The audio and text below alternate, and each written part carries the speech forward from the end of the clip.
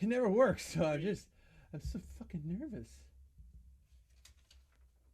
Okay, it says it's starting live. It says it's live. Check audio. Poop. Oh, got to turn on Paul. Got to turn on Jackson. 1, 2. We good? Yeah, I can hear Perfect. you now. Yeah, you hear me now. You hear me now? You hear me now? I hear you now. Is the camera supposed to be flashing? No, I actually don't think that one is. Good. Because I've got them all set just to be on. They don't have to actually be recording because everything's recording through a separate device now. Wow. You are like, I'm not going to say 2020. No, it's just drop over dead or horn had come out of my head or something like that. Oh, you guys, I haven't even started the show. I'm just going to take a sip. Me too. I'll make it. I'll even say his name. Roger. Yeah. Yeah. It's so much better than the beer I had as a pre-funk. I'm not going to lie. I had a pre-funk beer tonight, and it was the stuff I brewed, and it didn't taste very good. I don't brew good beer. I don't. And I've decided, and I'm going to bring that up. So, you guys ready? Yeah. All right. Before we begin, let's mention a few friends of the Packfiller. First off, Scratch Labs. Be sure to check out their limited edition. It's like bags of hydration that you want to frame after they're empty. They've got limited edition EF Pro Cycling packaging, a sport hydration drink mix. I shit you not. Every one is different. Fun design, great hydration products. Be sure and check out scratchlabs.com. Thanks to those guys. They're fueling me through, and I still can't get enough. And I'm going to say it again. If you combine the coffee and the chocolate in the recovery, you're into a whole new world. Now, also thanks to Gooder Sunglasses. Big ass huge. Thanks to Gooder Sunglasses. Especially Doug himself. He put his words to action and completed the entire Packfiller Classic, and I think he gets to keep his job and his beard because he completed the whole thing. Gooder is constantly coming up with fun and functional styles to keep you looking good and your peepers protected. So check out their brilliantly fun and funny designs at gooder.com. All right. We're online. We're streaming. We're recording. The theme's plenty loud. Wow.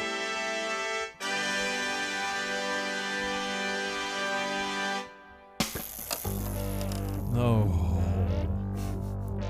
I'm going to be making a lot of noises today. Old man noises. Oh, yeah. Oh, my sciatic.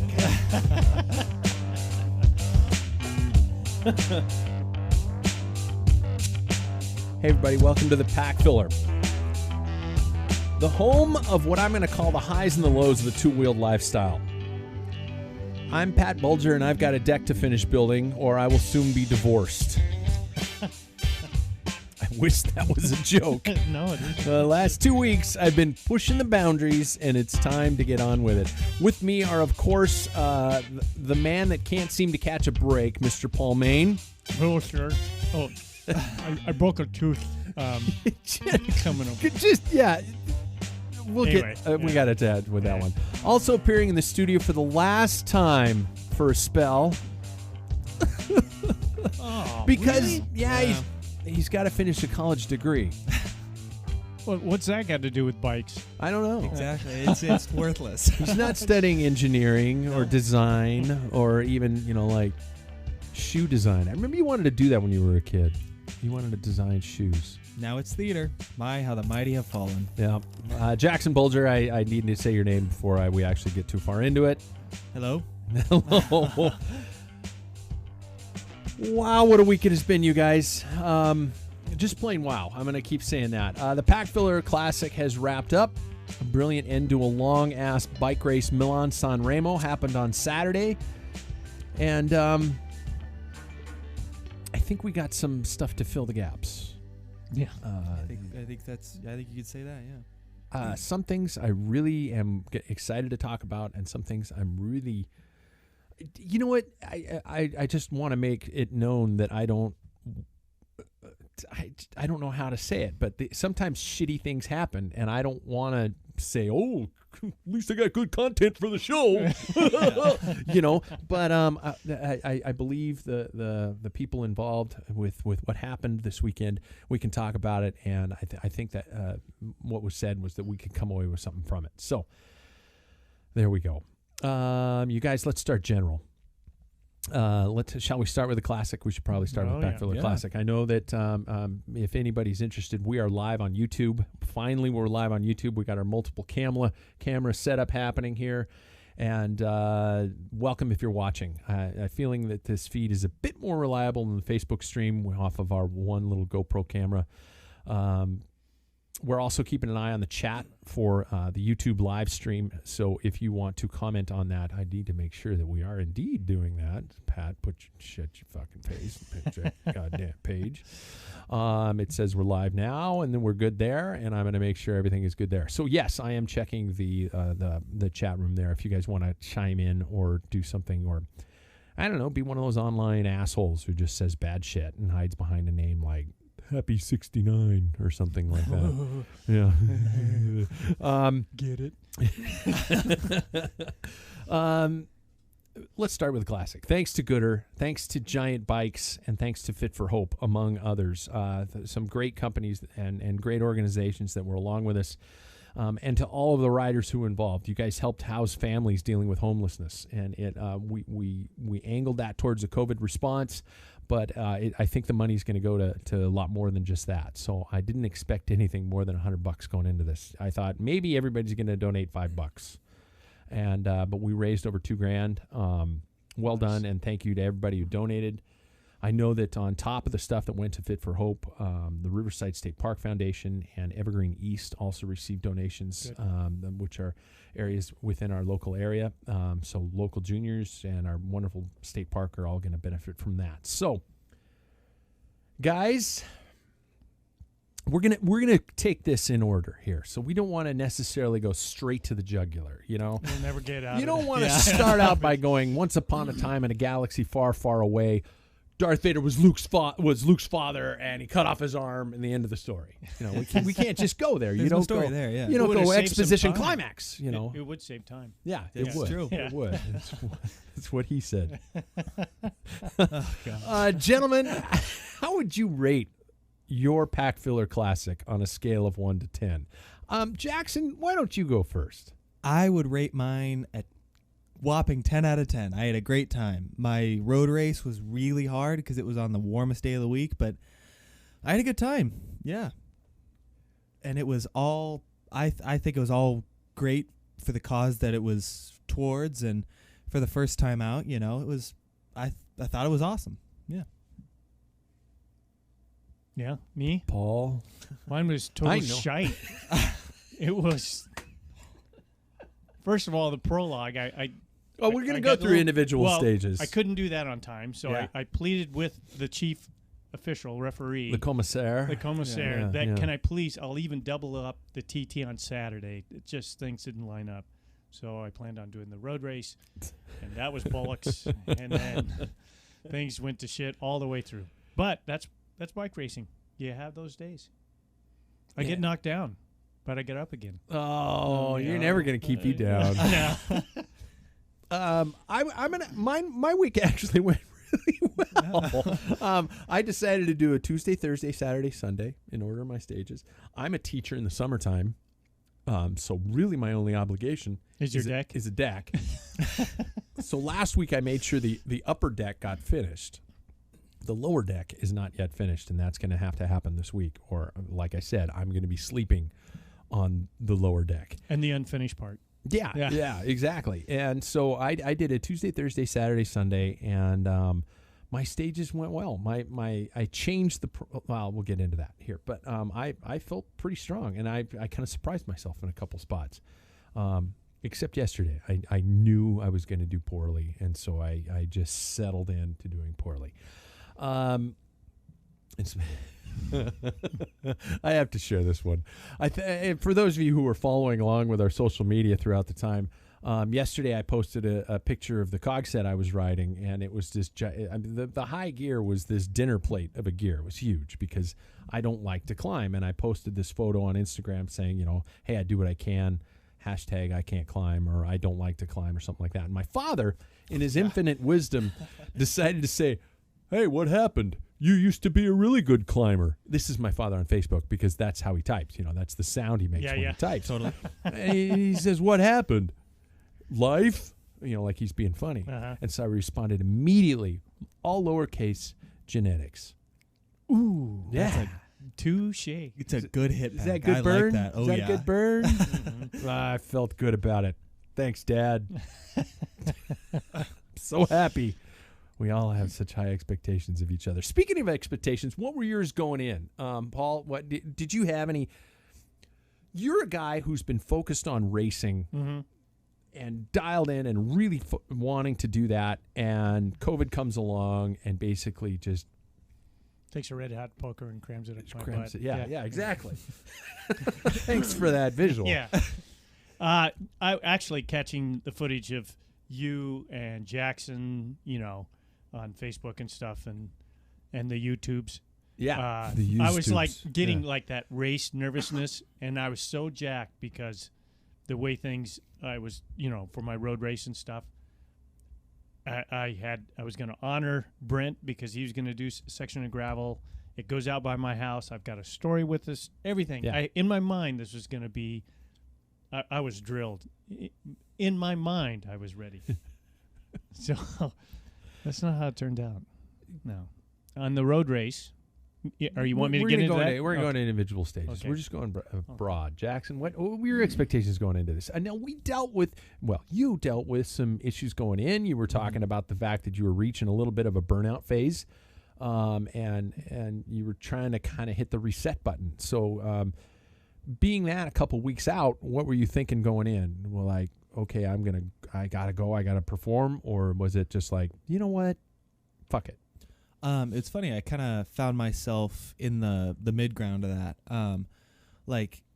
I found myself a lot more thinking that I needed to just kind of have fun. That's why I chose the road race that I chose. And then I also found myself riding smarter.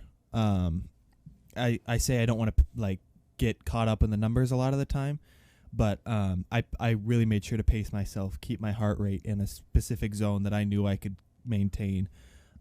So I was expecting to go out there and ride as hard as I could, but if I didn't win, that's okay. I was expecting to have fun. Yeah. Which it was.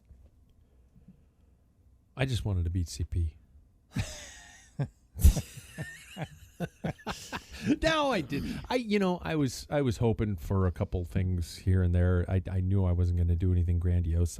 My inferiority complex has just blossomed into this wonderful, gigantic tree of life, and so I don't think of myself as like somebody who's going to crush anymore. But I think it's like, okay, just don't be shitty.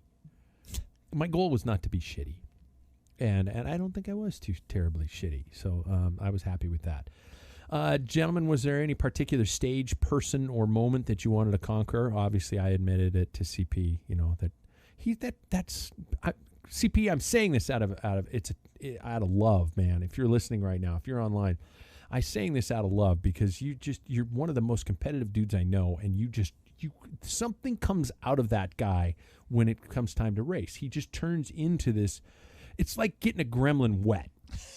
No, after midnight. Is it feed after midnight? Yeah, it's like feeding a gremlin after midnight. That's like Chris signing up for a race. And he just goes, "Ah!" And his eyes turn fiery red, and you can't glance at him or it'll turn you to stone. And he becomes so intense. And I'm just like, oh, my God, because he'll go out and he'll just crush it. I was like, I just want to beat him on one stage. So that was what I had hoped to do. And I had hoped to do better on the Everest, mini Everest stage. But, there we go. So any particular stage, person, or moment that you wanted to conquer, gentlemen? I was really keen to conquer stages 2 and 4.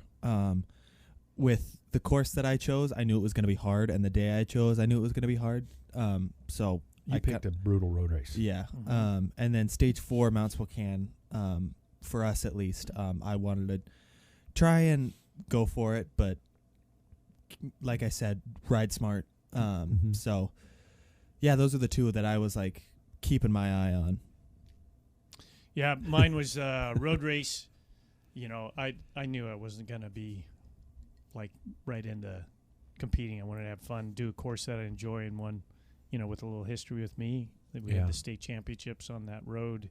I got second, so, you know. And the TT, I wanted to prove my theory right. That one was really important. And we're only laughing, everybody, for what's about to be revealed. Yeah. Yeah. And then, let's see, the prologue, I thought I had a good chance, but I kind of botched that one up too. So really, yeah. Okay. I could have done better. I had my time. Well, we're at that phase. So. We're at that phase. Let's start prologue. Tell us about what. Well, I picked white. I think my fastest time up there was. So for those who don't know white, give me a quick description. It's about 1 kilometer long, and you gain, according to Strava, like 489 feet. So I thought, to be safe, I'm going to have to add some somewhere. So steep. But according to, once I got back, so what I ended up doing is timing and came off my Garmin. The segment is 489 feet. Where I started and finished was more than, but I didn't want to do a Lachlan Morton and fall short, so I went back down and picked up an extra 28 feet. And then I think that cost me some time. But I think I've done that in my earlier years in about 3 kilos lighter over 6 minutes or maybe around 7. So I thought there would be a hope. I dug deep and came back with 8:55, I think it was. Did you? Yeah. I'm trying to bring up the results as I speak here. So that was a bummer for me. Stage 1, you were 5th. 5th place? 8:55. Yeah, 8:55. You pulled that through. And CP beat me. CP pulled an 8:38. Yeah, and he went up Charles Road, which is longer by, I think that's like 2.5 kilometers, maybe 3. Really? And it is not, you're not hitting 18%. You're hitting, I think a section in there is 12. You ready for a comic book reference? Yeah. And he looked like Cyclops the whole way up in the X-Men, just burning holes in the road with his fiery red eyes. I'm a nerd. Jackson with just behind Paul with a 9:18 for your prologue. Yeah, I was happy with that. I didn't really know how it was going to go. I was just kind of willing to go into it. And so I felt pretty good throughout. I think the one issue with the climb that we did was that it flattens out at the top. Yeah. And you don't, like, and my mind went, I don't want to get back into my big ring because I'm going to immediately go back down into my little ring. And so I kind of had to play that thought throughout the entire time. Paul, you can say it. Just don't go in the small ring. Yeah, I was waiting for you to say that. But my habit to spin and be able to push those type of gears is kind of what was weighing on my mind. I was happy with how I did, though. I like I said at the top, I was like, that was crazy, and I don't know if I'll choose to do that again for another year. Prologues hurt.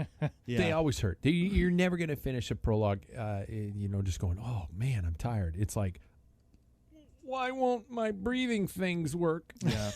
Breathing things? It was like just because you're just a lack of oxygen. Yeah, exactly. It was like one of those things where I was talking to my girlfriend and I was saying that my throat felt like it stung a little bit, like all the way down to my lungs. It was just like I had to cough on the way back. Little metallic taste. Yep. Little taste of blood. Taste blood. Thing. No it's a big crick deal. cough. It is. Yeah. It is. I did the same. I switched my prologue course at the last minute. Mm-hmm. Part of me's Where did you go up? Just for Jameson. Yeah. Jameson, and you did I did Jameson also. with him, Mm-hmm. and I should have maybe stuck to my original. I don't know, but who knows? And because my my original course had me actually getting to the summit of the climb, and I would still need like 24 feet. So I would have to do the same thing we did with Jameson, where I would have to actually cross a busy road and then go up a little higher or go back down, which I wasn't prepared to do. So I do want to call out Lynn Stryker. Oh, yeah. Yeah, Lynn did the entire classic, and Good for her. she stole our prologue course, and she waited until I did my ride, and I think she, out of spite, beat me by 6 seconds. Wow. Yeah, my gosh. yeah. So I've got great respect for Lynn. That's my sarcasm voice, Lynn. You took that from me. But that was I haven't done anything like that in a while, and it was fun. Road race, gentlemen, course, and what worked and what went to hell. Well, Jackson, you were suicidal. I mean, yes. I don't mean that meanly. You just kind of went, I'm gonna put my money where my mouth is, and I'm gonna throw the overall basically out the window. Yeah, I on the road race day, I know personally that I'm probably not going to keep my attention span for that long, for 50 miles straight of just like the road. So I thought, yeah, why don't I entertain myself a little bit and do my course on gravel. Little did I know that it was 4,000 feet of climbing. And I saw those numbers. I'm like, Jesus. Yeah, and it was 94 that day. Yeah. And yeah, it was crazy. I got to about, I'd say maybe halfway through, I ended up in a little town called Spangle, and I stopped at a gas station. And I drank so much water and Gatorade and Coke that I was completely like waterlogged. Sloshing? Yeah, exactly. And so I spent the next 20 to 30 miles dealing with that, trying not to throw up. Yeah, exactly. Yeah. And for most of the ride, the entire road was were just like these washboards. And so even worse, I was trying to keep a bottle on my top tube from flying out because I'd already done that twice, and I didn't want to throw up, and the camera was going everywhere, and I'm like, oh man. Yeah. And so I came back home, and I was so dusty that I went straight up to my bed, and I thought, I don't care if I get these sheets dirty. I'm just gonna lay here. And yeah, that was what, and I've said this to, I think, Dad, I said this to you, that was, I've done the Midnight Century, and we were talking about it recently, 100 miles. That was harder. That was harder for me than the Midnight Century was. Like, that was a really hard day out. And I thought that could be potentially because we don't race the Midnight Century. So a lot of people do, but you were focused on going boom, boom, boom all the way out. Yeah. And I think at one point in the video you said, well, that's what happens on gravel. We take it easy or something like that. And I was like, you were still the leading time in the prologue at that point in time. And I was like, oh, yeah, Jackson's taking it easy. Well, I guess I was saying things go slower. I'm doing this because my dad edits the film and I don't want him to get depressed. That's why you were doing it. It was, and I was so, for some weird reason, scared of dogs chasing me. That didn't happen, thankfully. I heard one. Also mentioned in the video. Exactly. I heard one dog bark, and I was like, oh, my God. And I gunned it out of there. So. Eddie's a bastard. Name that movie. Eddie, American Flyer. Thank you. He's a real son of a bitch. Yeah, that's what it is. Yeah. But yeah, it went great. I'll say that. Paul, how's the road race? Oh, well, let Uncle Paul sit back and spin excited. your yarn. Oh, yeah. So I was really excited. He's going to go up 4 mounts, and then that's part of that course I was talking about. It was part of the state championships back in 2011 or 12 or something like that. Anyway, so I started heading out, and the winds seemed to really pick up. And I'm like, wow, this is, by the time I got over the top of the climb, I'm probably about 5 miles into it. And then in sections, because I've ridden this road, in fact, so often that they have that corny little legend. You're a legend. Oh, yeah. So I know my pace. That's some of the reason why I picked it, because I've ridden this course. I grew up on these roads. I know everything about it. I know where every dead beetle on the side of the road is. So anyway, I'm riding. I'm like, God, I'm looking down, and I have the Garmin set up, and I have, of course, the speed, the biggest one, because I'm trying to keep the speed up. Yeah. And your vision's shit I like can't mine. even break 20 miles an hour. I'm down as low as I can go, and I cannot break 20 because the wind's so strong. And I'm thinking, this sucks. By the time you get to Wood Road, which is probably 18 miles into it, that's a decision I had to make to do like a 4-mile gravel section. It would be right in the teeth of the wind. And I'm thinking, with gravel on rolling hills, and I've got a crosswind right now, and I can barely hit 19, 20 miles an hour. Ugh. I'm going to be like 10, 12 miles an hour. It's going to kill me. So I decided to go down on the crosswind and turn on, it's called Cooley Height, which is part of my TT course, and go down like 2 miles and turn around and come back to pick up that mileage. About 1.5 miles into it, I'm thinking, this sucks. It was so bad. I'm doing 10 miles an hour into the wind on a flat road, basically. So I turned around and came back. I was so blown on the way back. I mean, I was shattered because I was just bucking that wind the whole time. But my time in that distance going back into town, there's a couple of segments in there, I was placing, because of the wind is so strong, in the top 3 of my finishing. I think I'm on the one of the segments, I averaged like 30-some miles an hour or whatever. Really? Yeah. I'm like 5th place in the segment. And I was third or second fastest time in that segment, and I was like seeing stars. That's how strong the wind was. So then by the time I head home, I either turn and get into town and try and pick up mileage with stoplights, or head back to 9 Mile, which is away from town, thinking I'm taking this flat section. They're all audibles. I'm sitting there calling audibles and go to 9 Mile, turn down this flat section, heading back into town, into the wind. Oh. I've got 9 miles to go, and I get a hamstring cramp. Oh. I'm fighting that, stopping, stretching on the bike. I never stop pedaling, but you know how you stop. Yeah. And then I'm using my left leg, and then my quad starts cramping. And then it was going back and forth. There was 2 times where I had to coast, and the wind was just kind of like I thought, as soon as this hits 50, I'm stopping on the side of the road and pushing stop on my Garmin. So I did. And that was by and I'm throwing my bike into the nearest dumpster. That's right. Stupid bike. I hate this thing. So it was pouring down. By that point, it was pouring down sideways, where I'm trying to put in into my Strava. Yeah. The raindrops are hitting my iPhone to title it Stage 2.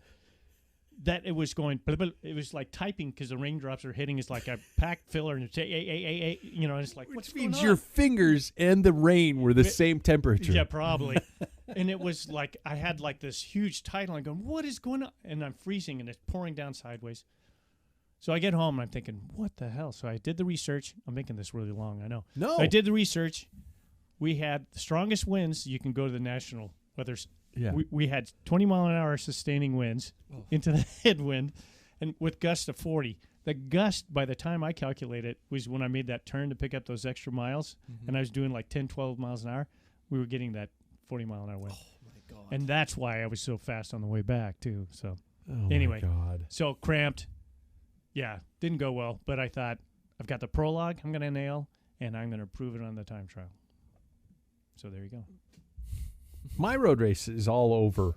Not all over. My road race I posted to YouTube, so I don't really need to tell that story. I was just looking for something flat, kind of rolling, which is my style. I kind of like that. And you pulled some shenanigans, though. On the road race? No. I was thinking your TT. Oh, no. All right. No, the road race. I had a good day. I had a good ride, and it felt good. And then I come home and I'm like, yeah. And then Paul tells me how bad his day was, and then he still beat me. Did I? Yeah, you did. You did. Yeah. That sucked. You cramping on the side of the road, twitching like a run over armadillo, and I still lost to you. So I'm Thank goodness for that 40-mile gust. I would have never made it. Yeah. So continuing on with the TT, I'm gonna confess right there. I was looking at the standings. I get the pleasure of seeing everybody and what they're doing. I was watching the Strava group every day, and I saw that a bunch of people were just doing straight out Mercs. Everybody was doing Mercs. And I thought to myself, you could pull a little funny little thing here. And so I was like a giggling school child, and I put my TT bars on my bike, and they're still on there, in fact. Mm-hmm. And I haven't. And if you've seen the Instagram video, I actually, you could trace dust across the packaging from my TT bars, because I bought them probably 10 years ago, and I've never put them on the bike. And so it sounds like a great idea, right? Hey, what a weird position to go in. Don't do anything. Just bolt them on your bike, go out and crank out a 40K TT, right? Sure. Great idea. Yeah. I actually had a pretty good TT, though. But I will say that when I finished, my hip joints felt like they had been, like somebody put, not a poker, red hot poker, but the blower, the blower for the fire, bellows. the bellows clamp, but they spread it open as far as they possibly could, because my hips felt like they had been spread open, and it hurt so much that I was just, all I can say is, and this is not an endorsement, but thank God for Floyd's cream, because I put it on my hips and I wouldn't be able to walk the next day. Wow. That CBD stuff, Mm-hmm. it worked, and wonders. it helped. It helped. Shit, it helped. I don't want to get into the shit, but Jackson, how'd your TT go? I thought it went fine. I mean, also something that when I looked at, I was like, I know this might not be the perfect suited stage for me. You did my course. I did. Yeah, I did do your course, which was mine. It's mine. Yeah, it belongs to you. It's mine. It was windy the day that I went out. I wore the thermal Arrive jersey that we have, Which I can't believe you did the whole thing in that. I didn't really get that warm, which was perfect. I was like the perfect temperature. It's not just long sleeve for the listeners. Yeah, it's not it's just long thermal. sleeve. Semi-fleece. It's not like the hardcore thermal, but it's thick. Mm-hmm. It felt like I loved it for some reason. I don't know what it was. Like I didn't feel I didn't feel that sweat where it's like, oh my God, this is like heating me up almost. It felt like just like a cold sweat around my neck, and that was it, which I was surprised about. Anyways, I was too. I was. It was. How much CBD did you put on your body? Did you bathe in it or something before this thing? Oh yeah. Jesus. Like the fountain. I felt really cool in the back of my neck. Wow, man.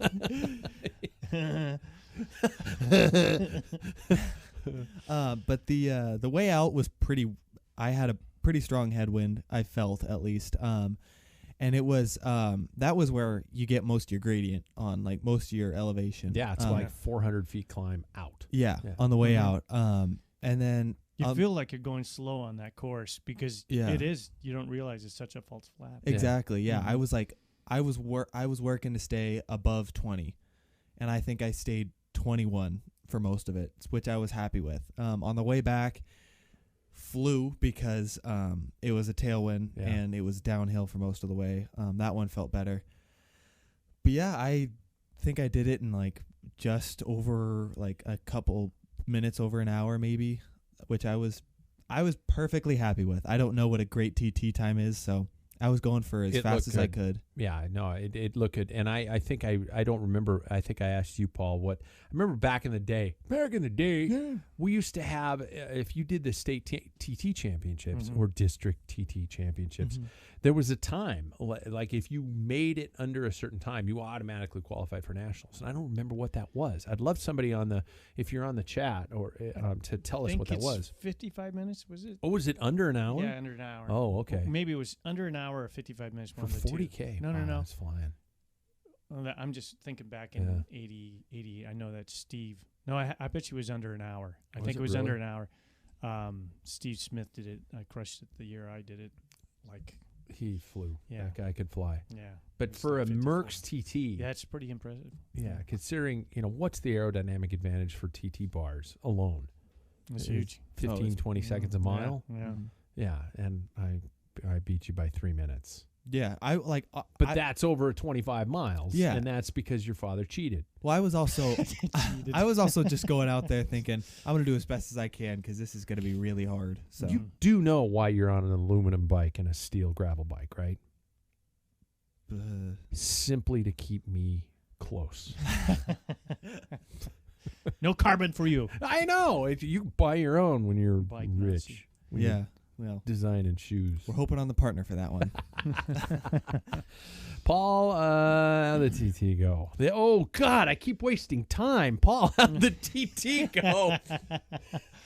The curse continues. Yeah. So I did my prologue in the morning, drove out, got in my car, drove to the TT, and I know that if I could maintain or average 20 miles an hour to the turnaround, it would be great. Again, can I pause you for a second? Yeah. We can rewind just a little bit to the fact that you came to my house on your way to the prologue. Yeah. And I was like, you need to take a camera because I need to make sure we get this experiment in full 360 footage. For those of you who saw the other videos, I've been using our 360 GoPro to be able to shift back and forth between the rider's face and in front and things like that. And you said in my driveway, you and Pat got a good thing going. I don't need the camera.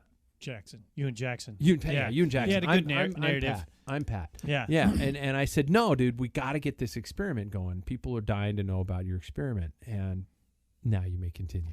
Thank you. Yes. So the stage is set. Well, first of all, after the prologue, I get everything loaded up, driving my car to the start because I'm not going to have enough time in the day to ride out there. I planned on riding. I am about 5 miles from your house and realize I forgot the camera. I had to go back and pick up your camera. So then I get there. I got everything set up. I didn't know that. And I had problems mounting it because my bars are really thick and kind of dicked with that for a while. And I thought, all right, let's go. So I take off. I really wasn't feeling all that good. And this comes later in the story, even for yesterday, why I wasn't feeling so good. So, and it deals with diet. And I realize how many calories I've been taking the last because I've been busy and I've missed lunch for the last 3 days. And after the road race and burning myself out. So I'm taking off and I'm like, God, I just feel hollow, just empty. It doesn't matter. I'm hammering. I'm narrating whatever I can, trying to make it not as good as you guys, but, I knew the magic of his editing probably could help. But I get in the top of the hill and God dang, the wind is strong. I'm struggling to get like 17, 18 miles an hour. I'm digging deep. I thought that's going to be a good ride home. And so I make the turnaround. And I come back, and I could feel I was not in a good way, but I thought I'm just going to use that win. And I start riding, and there's one crossroad. I made a comment about, this is the road my dad died 5 years ago. I feel like I could die now thinking this is funny. This is epoxy. Yeah. See, it's probably best the way things happen. I'm only laughing because you said this before I started the show, so it's okay for me to laugh. I'm not laughing at his father dying. Well, no, it's life goes on. It was time. Anyway, so it is. He's old. He would say the same. That I know my dad. Anyway, I'm taking off and I'm noticing because I never touched that 360. I just was too concentrated on that. And it's sitting upright. I'm not thinking I'm losing time because I was doing so shitty anyway. That's dirty area anyway. Yeah. So I'm sitting there, and all of a sudden that thing starts bobbing. I'm like, "What? I don't remember doing that, man. Do they adjust that much? They got this gyro in there or something?" It's like, and all of a sudden I just happened to look down and I watched it go, whoosh, and I reached out to grab it, and the back of my fingers hit it, and it just goes. I'm at this point 32 miles an hour with that tailwind. And that thing just hits the pavement and just like spins in the air. And I'm turning around trying to look at it, see where it lands. And then I can hear gravel and and I stop. And the first thing I'm thinking, I can find this thing. I can do this. It's in the weeds. I play golf. I was in the weeds all the time. Just get a drop. Can I get a ruling on this? Yeah. A 2-stroke penalty. So I went up and down for about 15 minutes. I'm like, fuck, I can't find this thing. I can't find it. So I call you. And I said, dude, the camera just fell off my bike. That's my baby. That's the first thing he screams at. I did say that's my baby. I did. I said, I'll find it. I'll find it. I'm like going through a wheat field there, and there's cheatgrass like you wouldn't believe. And I just started working back and forth, just stomping it down. I was there for 2 hours. When you came, we were there for another hour looking. And then countless people. Are you okay? What's going on? What's with the crazy I lost man the camera. All right, see ya. Yeah. It's like, what the hell? And then a couple of locals that I know when I worked at the bike shop, the husband and wife were out for a bike ride, and they were foolish enough to go into the cheat grass like me. And we were looking for that thing forever, and the whole time, when I got out there, I wanted to actually look you in the face and go, okay, what area did it fall? From here to here. Okay, go do your TT again. And you were like, no, man, I gotta find this camera. So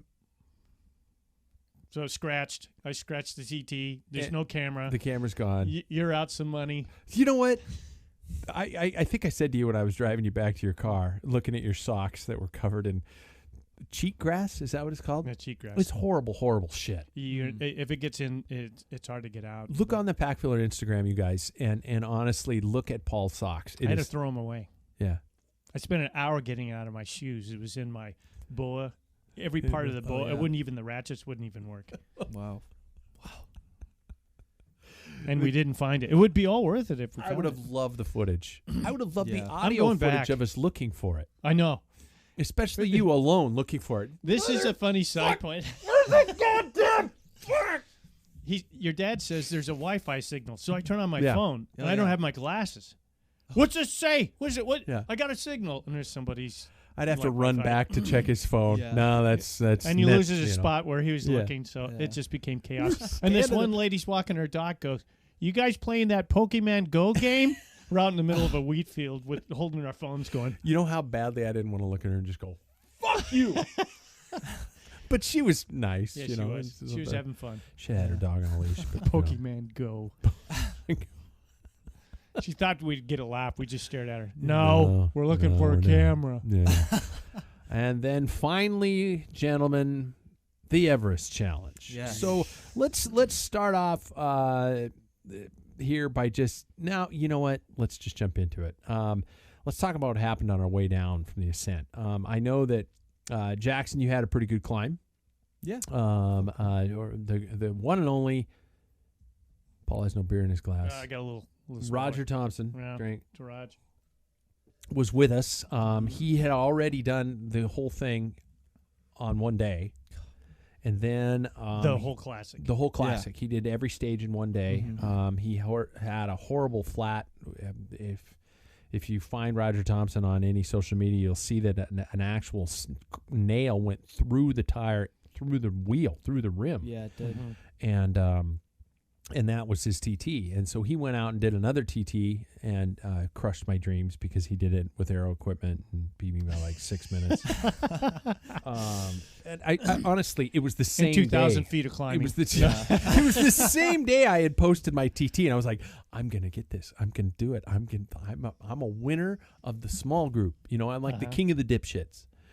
And then Roger goes out and takes my dream. But so he did that again, and then we were talking about the bet, the dare. We had been talking about this on the podcast for a couple months, where when we had the initial beginning of the season challenge, we were going to say the loser has to do Mount Spokane twice, and because of COVID, and you still have to do a fitness test, young man, Jackson. Got a week. Yeah. But because we just all agreed that we were going to do Mount Spokane twice on the last day of the challenge, of the classic. And we showed up Sunday morning, fully prepared as much as we could to do such. And excuse me, we got to the top of the summit. Roger, I don't know how far ahead was he of you, Jay? Would you say? It felt like it was a whole hour because I was like, like I thought I was about to die, and he comes down smiling and everything, like, how you doing? So I bet he was probably like 5 or 6 minutes ahead of me. Really? Okay. Yeah. There's a reason we don't have his time, but yeah. I got up there. I took my elephant gravel bike up there with the dinner plate of gears and super spun it my whole way up, because the whole way up I was going, Pat, you're not going to do anything grandiose on the stage. Don't dream. Just crush your dreams, put them away, get a good job in insurance and just live your life. That was my expectations going up this, and that's another dig at my dad. But I did the climb. I spun my whole way up the climb, and I couldn't believe I could spin up that climb. It actually felt kind of nice. And my whole way up, I was going, "You're doing this twice. Just chill. You're doing this twice." Paul, your climb, you were. I knew I went in the same idea as you. Yeah. My gearing was a little different than yours. One of my video clips, I actually tilt the camera back and I say, "Do you hear that? That's the sound of Paul Maine's knees." Yeah. So I usually on that hill when racing, I use my 25 in one section, the 39.25. I was in the 25 like almost immediately. I knew I was in trouble. And it was hunger bonk, and that was the lack. Now you know. I couldn't figure out what was going on until, I just was hollow, and it's like I've missed.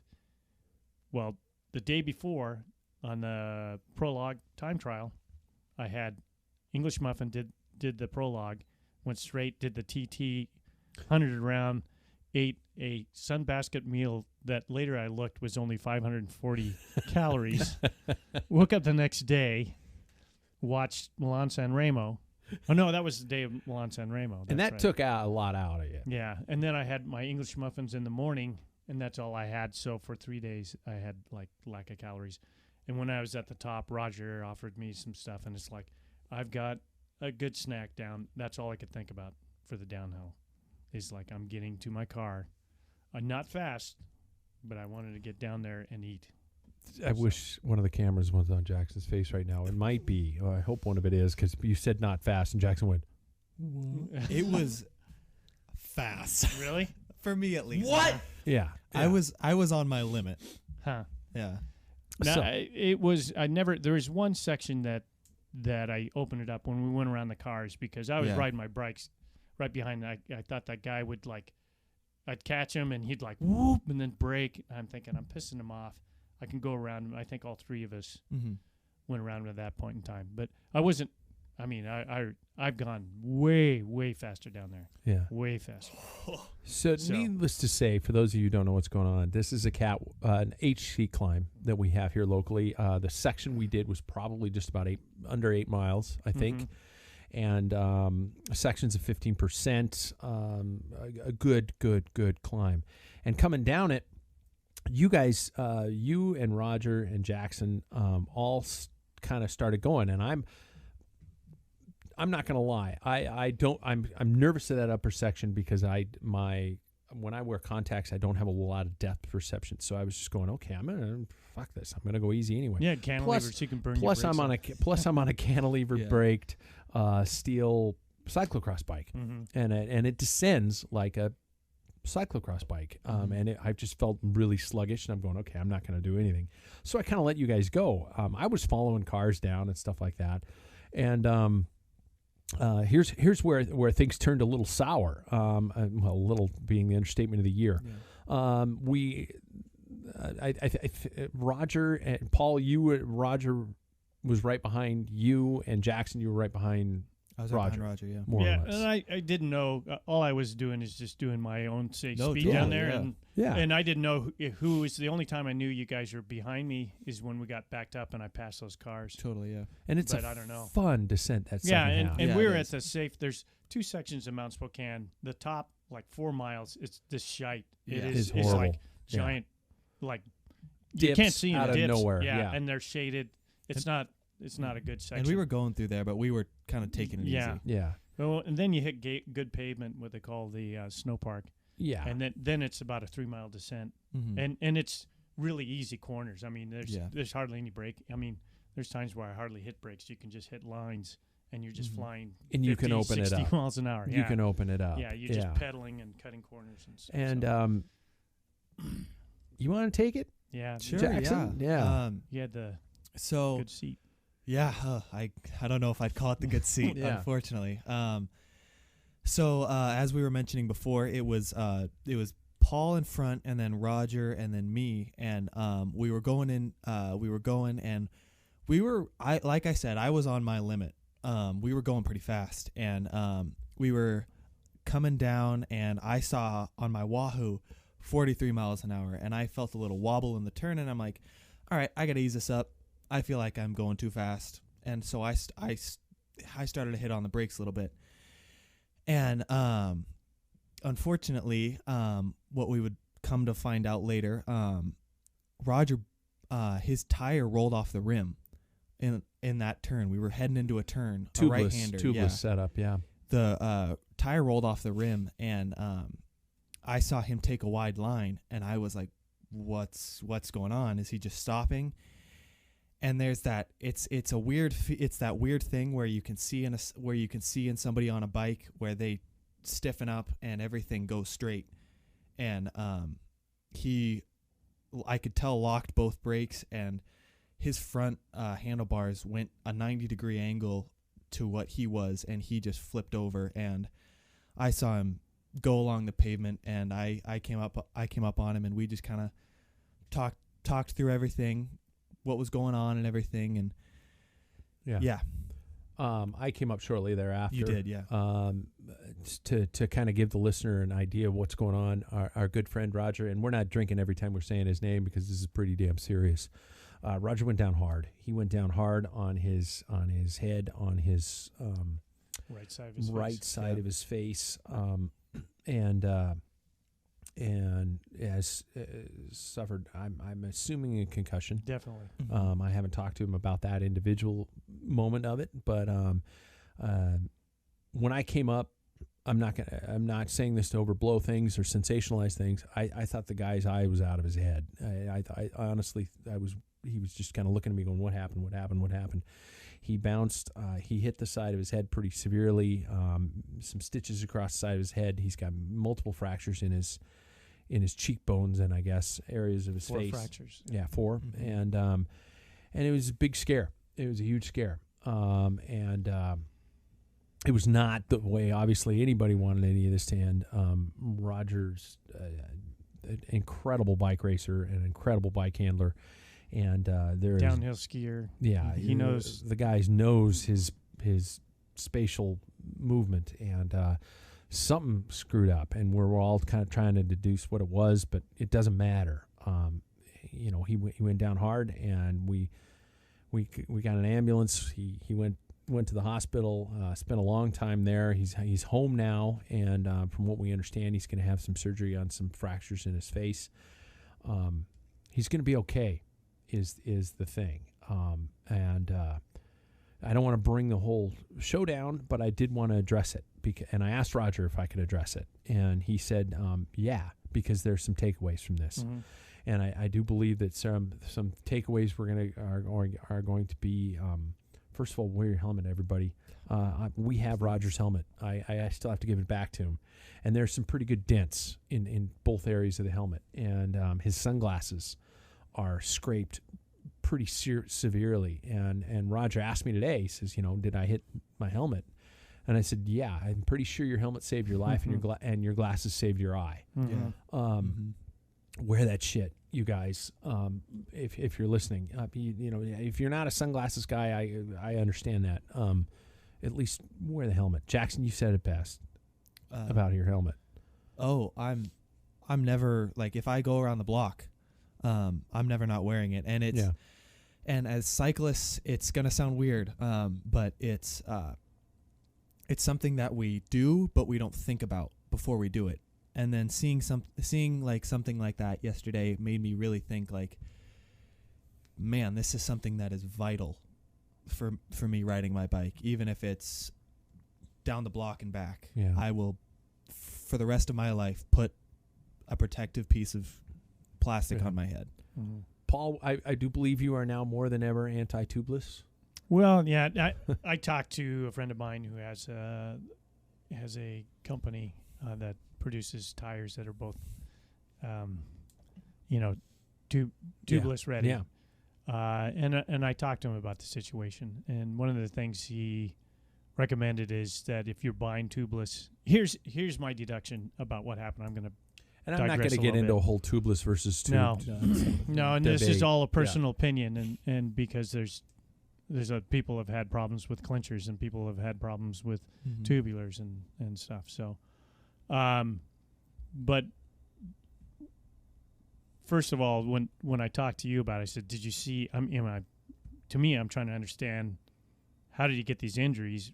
What happened? Did he just grease out? Yeah. Did he overbrake the front wheel? Sometimes that does that. He's running disc brakes, and the potential's there. Yeah. He was tangled in his bike, and they moved him off to the side of the road, or did he end up in the road? He was in the ditch. It ended up into that gravel section, and he was tangled in his bike. He still had like a leg tangled in it, and I removed his bike, and his front wheel was completely flat, and the beads were inside the rim, so it didn't roll off. The seal gave out. Yeah, it burped almost. Yeah, it burped out, and that you don't. And my take on it, through the whole day today, and I've texted Raj with the manufacturer. I'm not going to say in the tire and that type of thing. Yeah. But and then talking to my friend who owns the tire company, and one of the things that people need to know, and I'm saying this is a situation, if you run any type of tire or rim, especially with tubeless, I think it's imperative to know what's compatible, and that has been a problem with tubeless tires. That's a great point. So go out there, even if it's the hot new tire, if your manufacturer on your rim says no go, don't do it. And in my business as a electrician, now an inspector, the manufacturer overrules an electrical situation, even the NEC, the national code, and whatever. It is the power. The manufacturer has the right to say, don't do it. So don't. This is a warning. The thing that I found interesting was, and you said I'd never run tubulars. Tubeless. I will, but I don't know if I would do it on a crit or a downhill now, and not saying that it would happen to me or whatever. I just don't want to take that chance. Yeah. Because I looked at it mechanically, the sealant was all the way around on both sides of the bead. I didn't understand. You would think you wouldn't see it. I could see it, and there was still stuff dripping out. There was still sealing in there. So it wasn't a puncture. It wasn't a cut. I looked for that. And he remembers. He texted me, and he said he remembers it going off. And he thought, oh, crap. Yeah. So that's probably when he straightened up. That's that natural instinct. You blow it. You're not going to lean. Yeah, he straightened it out and probably tried to brake as much as he could to be able to stop the bike before he went into the ditch. Whether he hit the front brake or not, that could have been what caused that thing just to cock to one side, or, but here's my take why I probably wouldn't on those situations on any place with a big downhill and a criterium. Now, I run tubulars, and I'm an antiquated person, and those are antiquated. What? I'm responsible for making that contact. What? Yep, that's right. Wow. Yeah. And I've been to Belgium, too. What? What? What? Yeah. So I'm responsible. I know how much glue's on there. I know what that contact is. I know everything. The mystery behind this is my take, and there's probably a lot of people who are going to say no.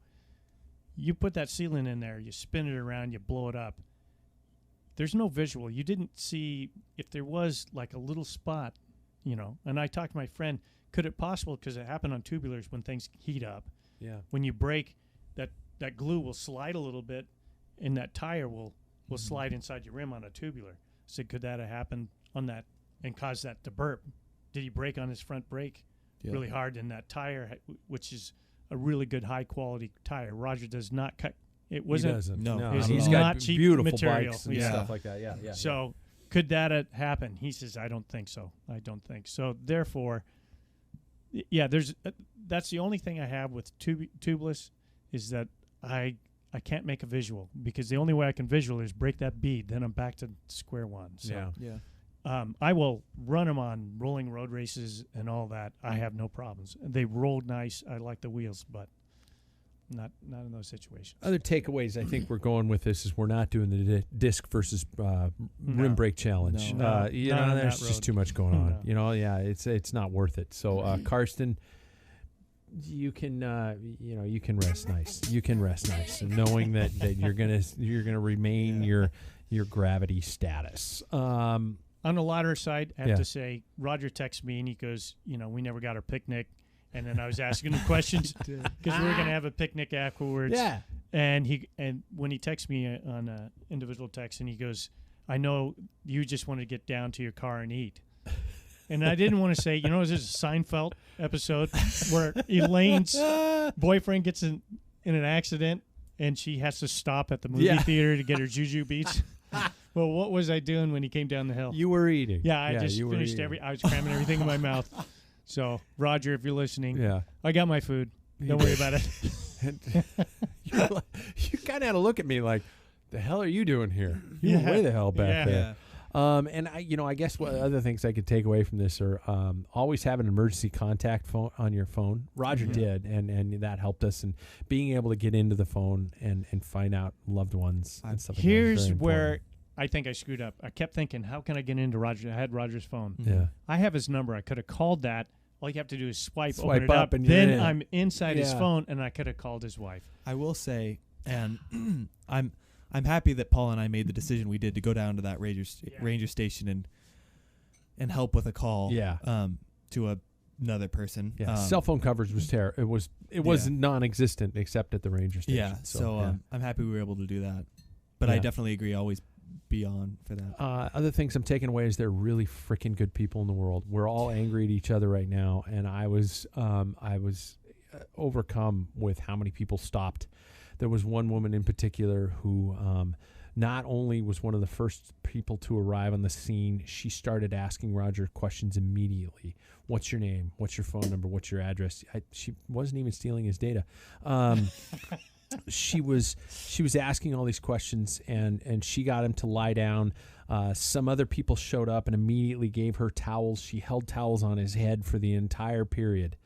The entire time. There was another man who was a doctor who actually just he was there and he was just taking care of things. He just wanted to answer any questions, and he said, my biggest thing is I'm going to stand here and make sure I shield him from the sun because his eye, it was bright on his face. And everybody was stopping and asking and making sure it was okay. So if there's anything to come out of this, God, we might be okay. There might be some good people in the world.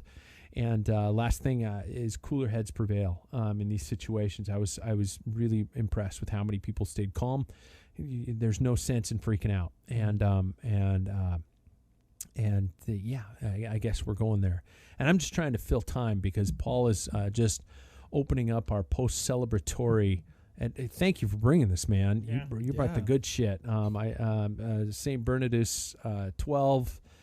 Not only for the finish of the Packfiller Classic, and yes, for those of you who've been waiting online desperately to find out if you won any shit, we're going to do that here shortly. And but for those of us at the end of the event, and to toast the end of that, but more importantly, I'd like to say that. I'm still trying to fill time because Paul's trying to get the perfect amount in every glass, and it doesn't matter. I will say though. Roger, I'll follow you down that mountain any day of the week again. Yeah. He was actually trying to apologize to you, like, dude, I'm usually a good bike rider. It's like, no, come on, man. Any day of the week, Yeah, I'd join you again. Yeah, exactly. So, what I wanted to say, and I don't know if this will come across, but in this podcast, since Mark Hodgson was the co-host with me many years ago. We always used to make this joke that you had to drink whenever somebody said Roger's name. So this time, not only am I going to say Roger's name, but instead of us to drink, I want us to hold a toast to Roger and make sure the fact that everybody knows that the dude's going to be okay and he's going to be faster than us really shortly. That's right. So, to Roger Thompson. Roger Thompson. Roger. Heal fast. Yeah. Godspeed. Man, that's good. Best beer you can get in the U.S. It is. It is. Should we shift gears, you guys? Yeah, let's do it. Yeah. We should draw some names, right? We should draw some names and some prizes. Our friends at Gooder, our friends at we're going to get to that too. If we have enough time, Jesus, we're running like a Rogan podcast. We're an hour and a minute into this fucking thing.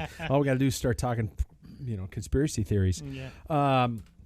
We're gonna draw some names, and I'm gonna draw just the first several pack of names, and and then we'll post the rest up on the website. You guys, we got a big, huge box of love from our friend Doug at Gooder, and not only that, but Doug did the whole thing. We've got some swag from Fit for Hope, and we've got some swag from right here at Packfiller.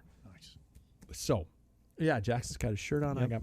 I got my shirt that makes me do what I have to do in the midpoint of this show. So 2020 has been the year of things happening that are completely out of your control, but there is one thing you control, and that's shaving your bush.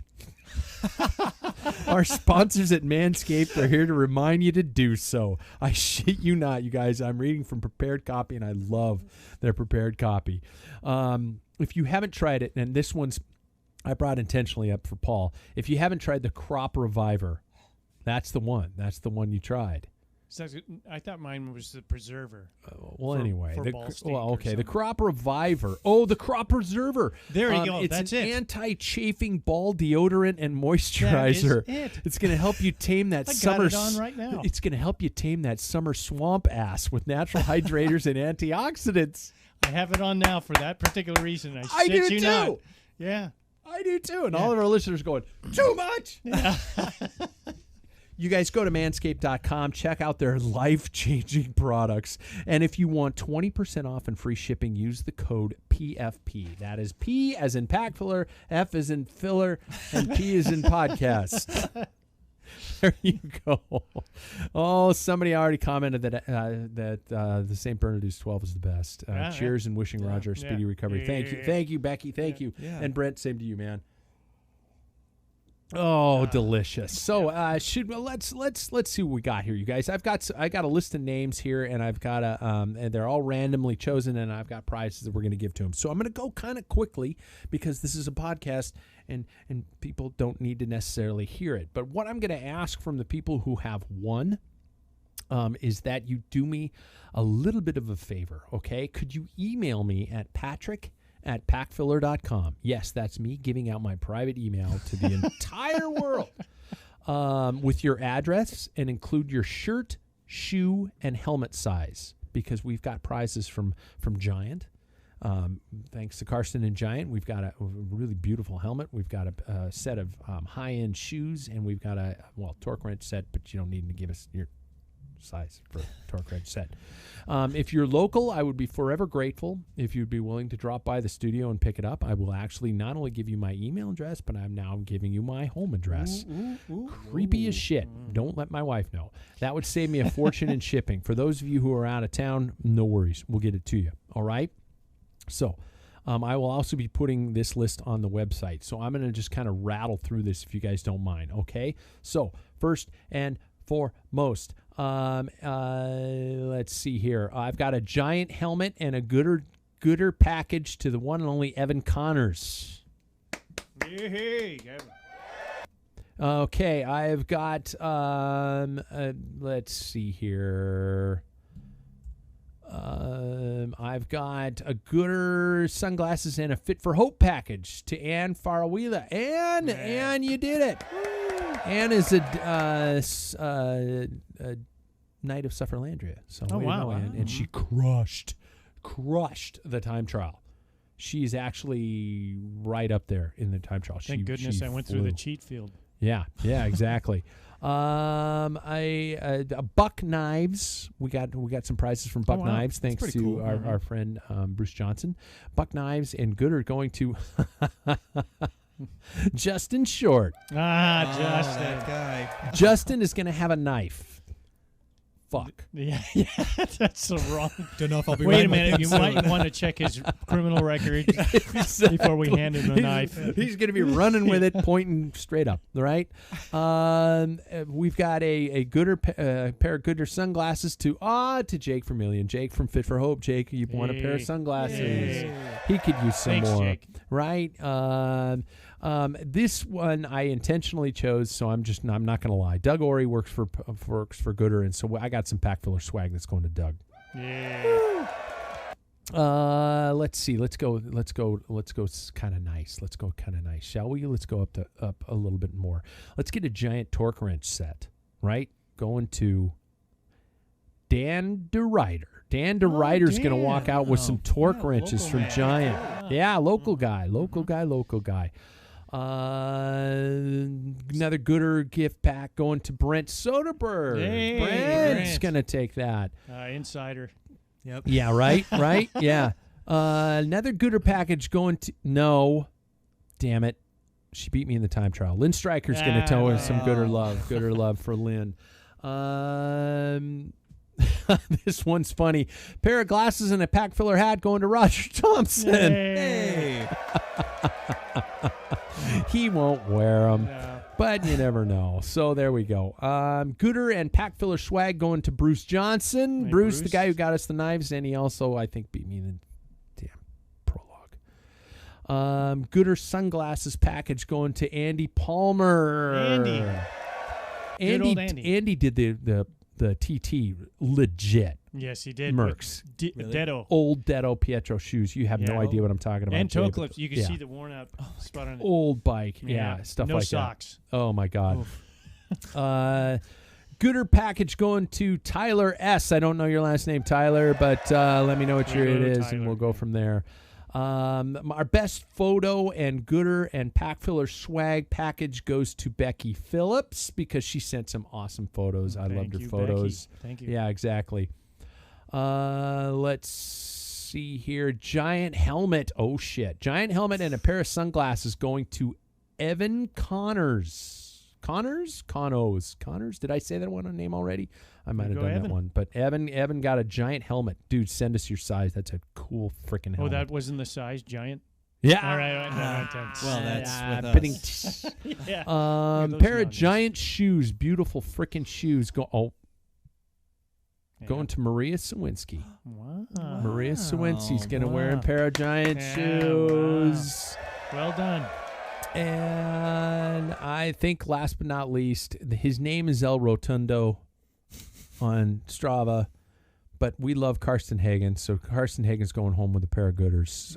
So right, Karsten, Karsten. I'll even let you pick your style, Karsten, Wow. because he helped us out with the Giant and everything like that. So you guys, that's what we got so far. So if like I said, if your name has been called, we've got more stuff that we will be calling out, and we will be handing out stuff. So check the Packfiller website, and you can find out if you are indeed a champion. Where are my notes? That's not my notes. He goes into a different character so he doesn't have to blame himself. Yeah, who's this idiot? Hey, An Italian Kermit the Frog takes him over. Hey, I'm a Kermit the the Frog. Frog. Hey, what you gonna do? Hey, I think my favorite part of the night is watching you two go for Kermit the Frog Italian. hey. Miss Piggy, This more stuff like hits Mr. hard and Mr. fast. Prosciutto. Yeah, I know. She's Mr. Prosciutto, not Mr. Piggy. Hey, yeah. We're in the weeds. Yeah, we are. We are way over in the weeds. You guys, so that's to once again to wrap up Packfiller Classic. I didn't expect to go this far into the show with just Packfiller Classic. So Yeah. thanks, guys. Jackson's got to drink beer again. It's tasty, Oh, though. it's With tasty. the caramely, It is. It's hitting me like a ton of bricks, I'll tell you that much. He's pursing his lips. So there are two things I have to get to before the end of this podcast. Number one is an update on our competition, another competition dealing with our the pro calendar. I think we are now at Paul. You have 3 points because you chose Wout van Aert for what's the gravel Strade race? Bianca. Yeah, Strade Bianca. Jackson came through with Milan San Remo with a second place with Alaphilippe. I think if the guy would have sprinted straight instead of throwing his bike all over like a clown, That's what I love about him. stuff like that. But I think, he still pulled a second place. Wout van Aert with another one. Gentlemen, while I talk about a couple little short things, I do have the start list for the Criterium du Dauphiné, and it is a 5-page list, so you could probably share a couple pages, and you guys need to pick who you think are indeed going to be your top 3 for that race. In news, and you guys might be able to listen and read at the same time, we've got things that are happening, such as, first of all, with Criterium Dauphiné, we've got the fact that this is a big tour warm-up race, especially being that it's about 12 or 13 days before the start of the actual tour. So we're going to be seeing some very impressive things going there. Romain Bardet has switched from AG Desert to Sunweb for next year. Mm-hmm. How's that going to affect his ride in the Tour? Greg Van Avermaet, I don't know if you guys saw, switch from CCC, obviously because the team is dying, to AG Desert, AG2R, as we hear say in the States, which are some big transitions. So I hate to, well, you know what, while you guys are looking at the list, I will post my list later, or we can even post our picks later if we want, because we're running so late on time. There was one last thing that I needed to do. Do you guys want to pick later? Yeah, I think so. Yeah, let's pick later. I'll just post those later. There's one last thing I wanted to do on this show. This has been a weird year. This has been a fucked up year, let's admit. 2020 has been absolutely bullshit in terms of bike racing. There are a couple shining lights that have come out of this summer, and I'm going to call them out on it. One of the shining lights was that my wife and I got our kid at home for the summer one more time. Nice. Yeah. And I'm going to embarrass you. Sorry. No. But it's been so freaking awesome having you here, dude. Not only just, fuck the podcast. Don't fuck the podcast. but to have you here and to have you being a part of this summer has been such a fun input. And I think I said to you a while ago that I don't know if I'd have ridden my bike this much this year if you hadn't have been here. And so I got a cheesy little gift for Jackson. Paul came up with the term boy wonder a while ago this summer. He'd text, and before we were going on rides, he'd say, dude, is Boy Wonder going on there? Are you and Boy Wonder going on the ride? Because of my Batman fascination. I have a problem with Batman in a good way. Nothing sexual. And so I'm glad you clarified that. Yeah. But we called him Boy Wonder, and then after 21 on the show, you said I'm not Boy Wonder anymore, and we were like, well, in the comics, the original Robin turns into Nightwing, and so with that being said, Jackson, from behalf of the Packfiller, we have a gift for you, and I think I need to make sure it's on the right camera. Yeah. It's a Nightwing Lego set. That's awesome. Nice. Nice. Thanks, guys. That's awesome. No expense spared. I wasn't fucking around. No. That's awesome. Maybe I'm going to put it together tonight. Yeah. It's going to sit right on my handlebars for the rest of my life. You and Justin, you're just going to build this huge thing. So Jackson's no longer Boy Wonder. We officially upgrade you to a regular old fart of the Packfiller. So, Here. Thanks, They can guys. drink the beer he doesn't want to drink. Yeah. I'm drinking the rest of that. Yeah, damn right. Yeah, exactly. We're an hour, 16 minutes into a podcast. This is supposed to be an hour. Everybody, first of all, again, thank you for being a part of this event. It was the first time we did it. I think one of my questions I wanted to pose you guys, and I got to do this before we end the show, is what did you think of the format? Would you do it again? Should we do it again? What types of races would be interesting or anything like that? Just kind of closing statements on all that stuff. This is just some thought that popped into my head at 3:00 in the morning. I went, fuck, what the hell? I don't know. I really enjoyed everything that we did. I think that it was I had a great time personally with it. I don't know. I don't know if I'd change a whole hell of a lot. I thought it was a great idea, and in my opinion, it got people on their bikes, and who knows, maybe one day we can take it to a real stage race and keep it with. And have it with, God forbid, people around each other. Yeah, I think it was awesome. I had a great time. I was thinking of other stages, like for other races, like a flying 1 mile. Mm-hmm. Yeah, like you can go as fast as you want going into it, and then you got to go as fast as you can for 1 mile. I was thinking of. I already got it figured out. I was thinking of a DIY crit, where you have to do a loop 30, 50, 60 times as fast as you can, or something like that. And just other fucking ways to. Just make us all go out and ride our bikes. But Paul, you're. I think it's a great thing. I think let's continue it on. The only thing, since you working people that aren't. Yeah. I think it's kind of hard to do a 50-mile road race. I agree. I think that needs to be switched around. That's probably my only gripe, but I like it. I'd like to see it because it's giggles. I didn't think I was going to win anything, and that honestly, it was the challenge with the people that I know. Yeah. But what I did get out of this is seeing how many other people from around the world involved with this. That was so cool. And I can't remember her name, but she said, "Thank you, Packfiller. I just dusted off my road bike," and she did it, and I can't remember. She posted it on it. Anyway, whoever you are, thank you. That's inspiring. I like to see that. And your better half going out and doing that. She did 3 of the 4 stages, and she did it as fast as she wanted to, whether it was competitive or not. I think it's awesome that we're getting people on bikes. She's been doing it for 3-4 months now, and she did it, and that's awesome. I think it could grow. Yeah, and I think, especially with the sponsors, I think they did it absolutely gooder. Agreed. Yeah. Jake, Fit for Hope. Yeah. Everybody involved. Giant. I think it was great. Giant. Karsten. Yeah. I wasn't done. I'm sorry. I was just helping out, man. Yeah, exactly. So I think it's a great thing, and let's do it again, and then I'll buy a couple of these, and you don't have to drink it. Well, I will every time. It's going to be a thing now. Well, I think I said the new keg on tap is going to have to be something, especially with how shitty your week went, that you get to pick the first keg on tap. The cherry on the top here. Yeah. It was on my way here. I'm eating cauliflower rice, and I'm like, what's this hard stuff? I broke a tooth.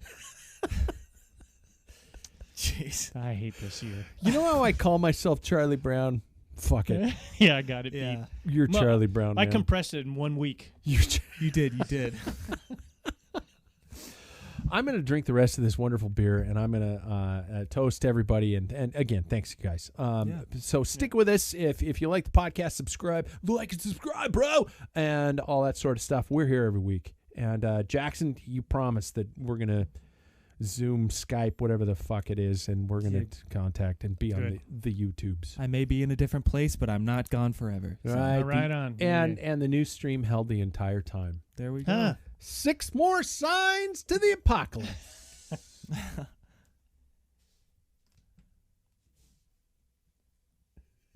Shut up!